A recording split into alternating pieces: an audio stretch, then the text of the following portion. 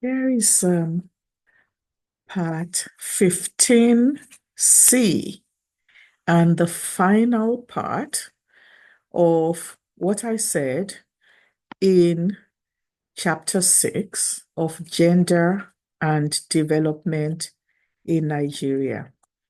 In this section, I'm going to talk about the last three ways in which the interplay of sex, gender, and politics in Nigeria contribute to a culture of governance that disadvantages women.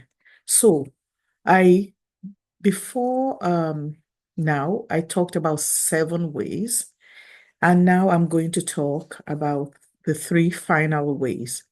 Um, the 8th way in which this interplay of sex, gender, and politics in Nigeria contributes to a culture of governance that disadvantages women is the impact, the enduring impact of colonization and Western ideologies that support the marginalization of women. I acknowledge the historical impact in the chapter of colonialism and Western ideologies on gender roles and women's rights in Nigeria. Colonial policies often reinforced existing patriarchal structures, and they introduced new forms of discrimination, limiting women's access to education, property ownership, and political participation.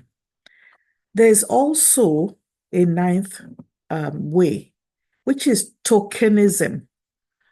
Instead of working towards structural transformation, I discussed 2 main perspectives on addressing women's marginalization in Nigerian politics.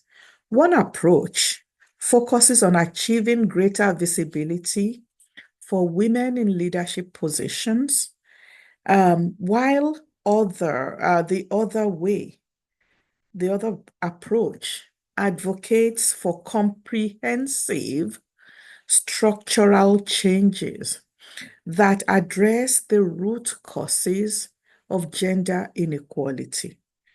I suggest that tokenistic appointments of women to high-profile positions without addressing the underlying systemic issues will not lead to meaningful changes. The 10th way in which the interplay of sex, gender, and politics in Nigeria contributes to a culture of governance that disadvantages women is the fact that we know that comprehensive solutions are necessary, but we refuse to embrace this because it takes work, it takes focus, it takes tenacity, and it takes resources. So what I say finally is that we need comprehensive solutions. And these solutions are multifaceted because they need to be directed at each element of the complex interplay of sex, gender, and politics and its effects on the culture of governance, such that that culture of governance discriminates against women.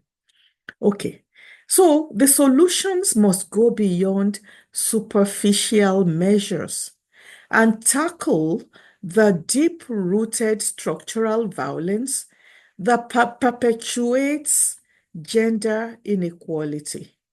This includes enacting and enforcing laws that protect women's rights.